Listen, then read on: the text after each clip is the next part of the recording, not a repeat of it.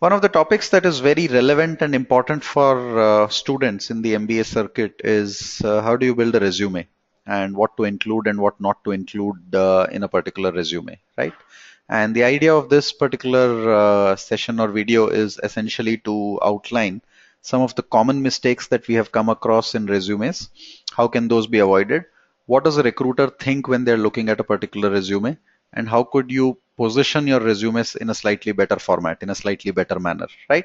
That's the broader contour of what we are looking at and how we are going to look at in the context of the resume building exercise. This will start with a disclaimer, which is, of course, in the course of making this presentation, we have used excerpts from live resumes of sub students.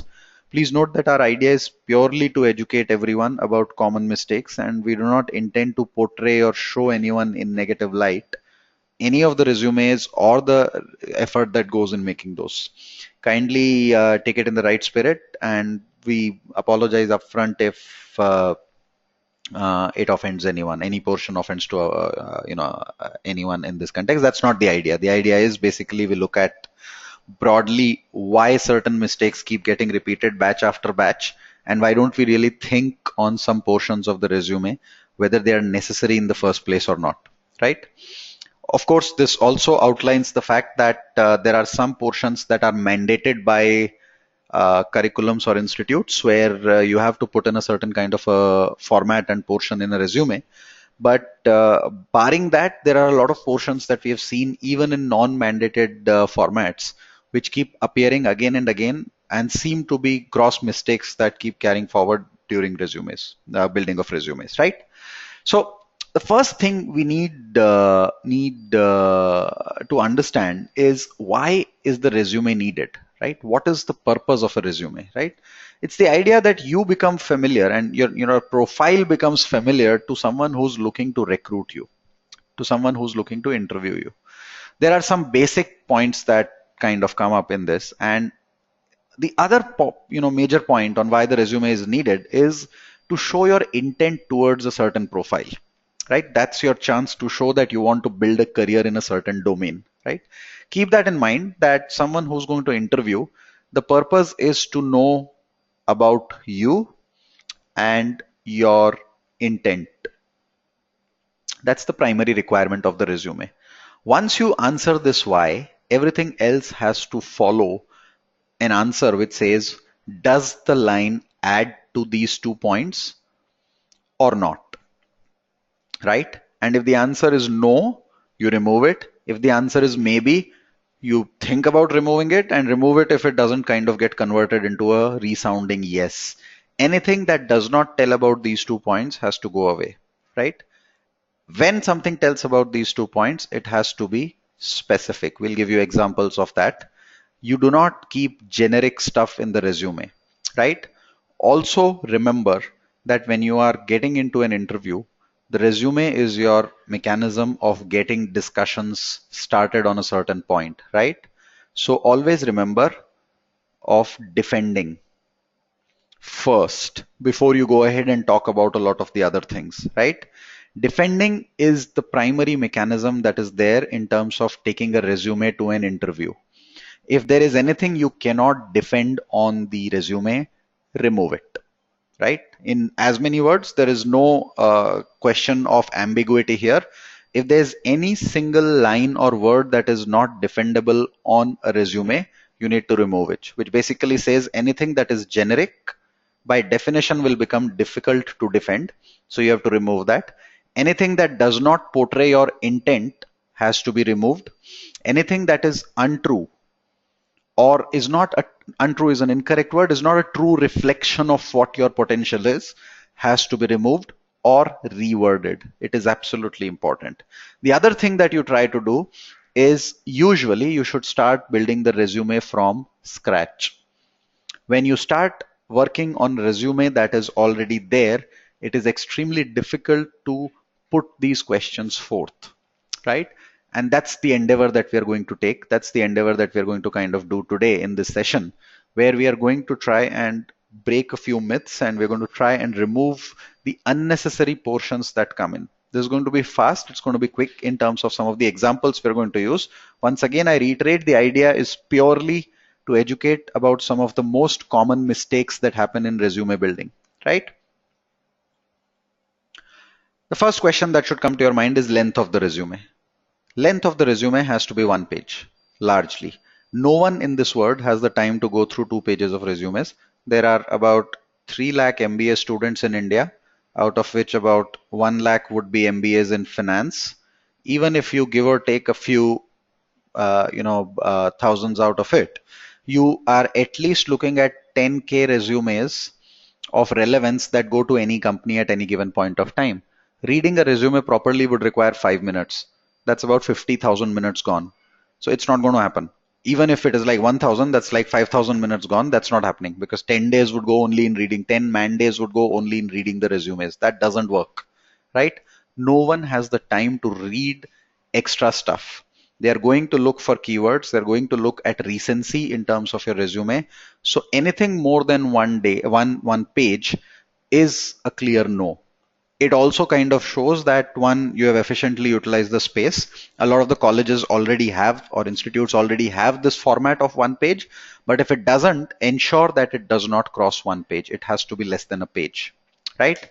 A lot of the resumes start with objectives to achieve high career growth. Read the couple of them which are there on the screen. To achieve high career growth through continuous learning process, keep myself dynamic, and essentially visionary and competitive with the changing scenario of the world, to seek a challenging environment to utilize, expand my knowledge, abilities, and skill in the field of finance, further to get exposure in the corporate world and learn new things to excel in my career. I have a question. Who wouldn't want to do that, right? Who wouldn't wish to do the above? Why wouldn't anyone want to do this, right? Remember, if it is generic, if it does not tell specific stuff about yourself and intent, your intent of joining a particular kind of a role, it needs to be removed. This kind of a portion has the potential to do much more damage than any kind of benefit in the interview. This has zero benefit. No one actually reads this. No one will actually understand even if this is written, right? And there cannot be a positive value attached to this. It can only make things worse once it comes to the notice of someone, right? The integral part after understanding that generic goes away and specific comes in is to understand that what is important to you or me may not be important for recruiters. When we build a resume, it's a list of achievements that we have made, right? It's a list of achievements that we have made. Now, when I build my resume, I hold it in high stead and I hold it in high esteem purely because I am proud of those achievements. The question is, you need to ask, does that further your intent of joining a particular role? If no, it may not be important for recruiters. So again, excerpts from one particular resume. Biology marks in a particular exam, which was practically about 8 years ago. Right now, this might be very important for you when you're writing it, or me when I write it, but someone who reads it is going to ignore it because it does not further the cause of recruitment in a certain role. If it does, if it is for a research assistant in biology, it makes sense. Otherwise, this point has no relevance for the recruiter. If I won a competition in my school, that may have no relevance to the recruiter. The earlier I made certain achievements in my life, the less relevant they keep becoming. One of the things you need to ask very, very clearly is whatever you write, is it important for the recruiter? Right? That is absolutely critical. Just with every line of your resume, read this question loudly in your mind. Is this line important from the recruiter's perspective? Do I need to write it? If the answer is not a resounding yes, remove the line. It's not required. If the answer is a maybe, remove it. It has to be a resounding yes. Otherwise, there's no point putting all this in the resume. It just eats up space and it doesn't really prove the relevant point. In fact, what it does is the relevant portions get drowned in the entire space, right? Objectives you've seen. When you write anything about additional data points such as interests or hobbies, first, it probably is not relevant in the first place. But even if you do want to kind of write a little bit around that, it's probably relevant in terms of understanding the fact that generic interests or hobbies don't really play any role there, right? You do need to, if you look at the two portions that we have picked, the second one is much more likely to essentially bring about a discussion. The first one is not going to bring any kind of discussion into the overall context of things.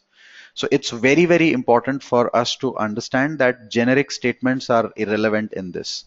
Personal details, the recruiter isn't really bothered about it. If your college asks you to put this format, that's fine, but typically it's of no relevance in the college or outside the college to the recruiter. They're not really bothered about this in most cases. If you're writing any kind of skills around computer skills, how did you measure the basics or advanced version of it? Never use, again, unquantifiable terms of your knowledge. Even if you believe your knowledge is advanced, there is no point writing it specifically because it's not going to help you too much, right? Anything you cannot quantify well is not going to be useful, especially in a finance resume. It's important for you to kind of keep that in mind when you're looking at a particular discussion around topics there. You can put a lot of things like this. 2 points here. If you're putting this on your resume, one, this is too many things. Two, latest needs to be always first because they are more concerned about these and they are not concerned about this. This is 12 years ago. No one bothers about this, right? Scholarship for performance in class 10 is very important for you. It's not important for the recruiter. So it adds a line in the resume, but does nothing more than that. No one really bothers about it. We need to be very categorical and clear about it. Things that happened in the years 2000 to 2010 better be very, very strong and relevant in terms of forcing your intent into a particular job role. Otherwise, they're not relevant from the perspective of a resume. You can remove those. Not necessary, right? The important parts, if they are relevant, you put them in. Always remember, put the recent ones first and the not so recent ones at the last, because people will read it in that order and they're more worried about whatever is the latest thing that is there in that resume in terms of the relevance, right? So just be careful about that. Within this, do complete the statement. Same thing. There is an incomplete statement. Be careful about using all these statements that are there in resumes. Third point, too much text in general in terms of things. So it's very difficult for someone to actually go and decode the relevant ones in this, right? And that's extremely important that you keep the major points very, very clearly visible and at the top of the resume, right? Then again, there's another one that we have which talks a lot about a lot of the technical stuff. A lot of us might be engineers and might have done some work in the engineering segment beyond our engineering. A lot of that has no relevance in my final placements or summer internships or summer internship interviews in the MBA context. The more you write about all that, the less it becomes relevant for the recruiter.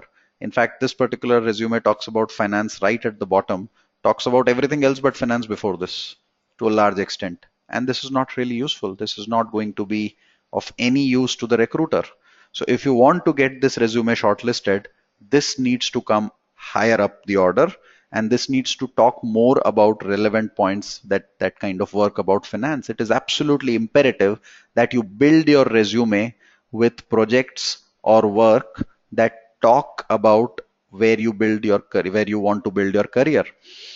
Putting things that are old, putting things that are not really relevant into the current role are only going to be useful in the absence of better features for someone else's resume. Anyone else's resume that has more relevance in terms of what kind of data that particular job role requires will get selected first, right? And that's the reason of losing shortlists. Even otherwise, less text is also not great. So if you leave lines like this, which is with nothing put there, it you might as well make a half-page resume. That's absolutely fine. Nothing wrong with it. but there's no point writing strengths such as optimism or team player or self-motivated. These are hygiene factors in today's day and age. You don't need to write it. Microsoft Office is not a skill. Uh, so essentially, some of these things we need to be careful about. Objective is not required. You might as well give a half-page resume. That's still better than putting some of the stuff that you see here, right? Purely because they are not relevant and they could really dampen the chances in the interview if someone decides to ask questions on these. So it's very, very important that you specifically take out parts which are relevant and only put those, right? Avoid repetition. If you have done a similar kind of a project multiple times, you might want to club all of it and write a line about your learnings from it rather than just writing A, B, C, D, E kind of certifications done. It might be relevant to just write, if you do a project on financial statement analysis, your learning from that needs to probably be outlined there in 2 or 3 lines because that's what is going to get you the questions. If someone says, "Can I that I did a project on Tata Motors and its financial statements and did an analysis on that," you probably need to put a line about your learnings from that project because that is what is going to get the discussion going on that project. Just saying I did a project on Tata Motors doesn't help, right? Old is not necessary. Once again, the whole point is that if you look at some of these examples taken from various excerpts, anything between 2000 and 2010, as I said, has to be really relevant to the job role. Otherwise, there's no point looking at it. Uh, 2004 cricket team may not be relevant. 2003, 2000 may not be relevant. Class 6, 7, the achievements are not necessarily relevant in some of the resumes, right? We need to essentially ensure that we don't put any of these things there because one, they have no mechanism of really getting tested. Two, there is no direct relevance. And three, someone might actually just discard the resume saying that, there is nothing relevant in near term about this particular person, right? So as I said, if there's nothing in the near term, you still keep it a short resume. That's still better than filling it up with lines which are too far in the past. That doesn't help. So that's one of the things that is necessary. Be specific with some numbers. When you say about internships and trainings, and you say that you worked as an account and audit assistant with so and so firm, worked as a summer intern, did live project in the field here, the learning is necessary. And the learning, if it can be quantified, nothing like it. If it can't be quantified, ensure that there is a specific learning that is mentioned, right? It is important for us to again understand that just filling lines by saying I did a project on a certain number, certain thing, and kind of adding it there is not going to be of any use unless we essentially go ahead and look at specifically putting numbers about what our learnings were, especially in the context of a finance interview. You want people to talk about work and numbers that are there. You don't want to generally put in things that are very qualitative in nature, right? uh, Strengths and weaknesses, unless the format of the companies that are asking for a resume or your institute asks you to write this, avoid writing these generic points as strengths and weaknesses. MBAs are taught to kind of portray strengths as weaknesses. Workaholic is a weakness in certain kind of resumes. It doesn't help. If someone really wants to kind of go after you on these points, they will have a ball of a time doing that.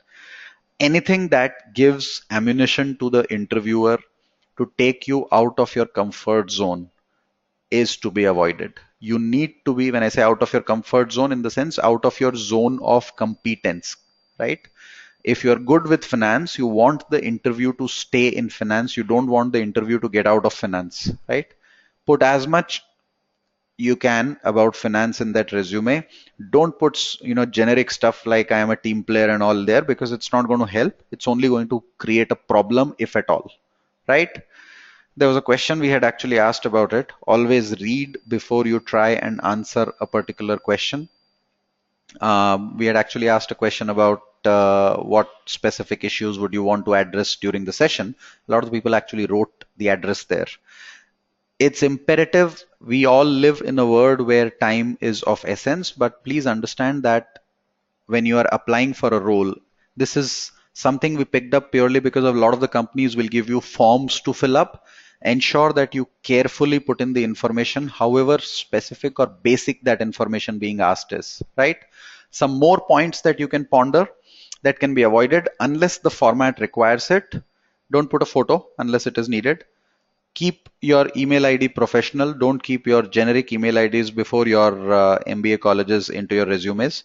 Do not put anything that is not true, that you have not done on the resume. People will be able to catch it. So if you're building a financial model, only put it then. Do not put it if you have not built it end to end, because people will ask those questions, right? That's the surest way of killing an interview in the process. If there is some time off between two roles or two education stints, that's absolutely fine. In today's day and age, there is no problem in people taking a time off to generally prepare, to understand what's happening, justify it. It's not bad. There's no problem there. Any jargons that might be there in resumes about specific internships, specific products about companies, you may want to outline them a little bit more. It just gives better understanding on the concepts, and it's relevant that you kind of put in. Links in a physical hard copy resume have to be removed. You don't need to put those in a resume, right? So that's majorly in this kind of a short video we wanted to what we wanted to cover about resumes. What I would want to outline in terms of summarizing the entire stuff is the fact that one, you need to be very, very specific about what data you are putting in, right? And the data needs to be quantifiable in terms of your achievements, in terms of your learnings from a certain project. That has to be very, very careful. Remove anything that is generic. So what are the clear no's or don'ts in the resume is you remove anything that is extremely generic in nature in terms of what comes up. That is not really, really relevant to the role that is there. Anything that furthers or tells something about you slash your intent about a particular job role, you stick to those lines and elaborate more on those lines, right? Uh, Anything that can't be quantifiably put in, you remove that. Anything that is about objectives in life, etc., should be removed, not needed in the resume. You need to put recent achievements first, and you always need to remember the key integral part of a resume is that if it is important for you, it does not mean it is important for others. So understand what is important from the perspective of the recruiter who's going to look at you, right? Just when you go back, just open your resume and ask this question for each and every line that is written on your resume, whether it makes sense for that from the recruiter's perspective or not.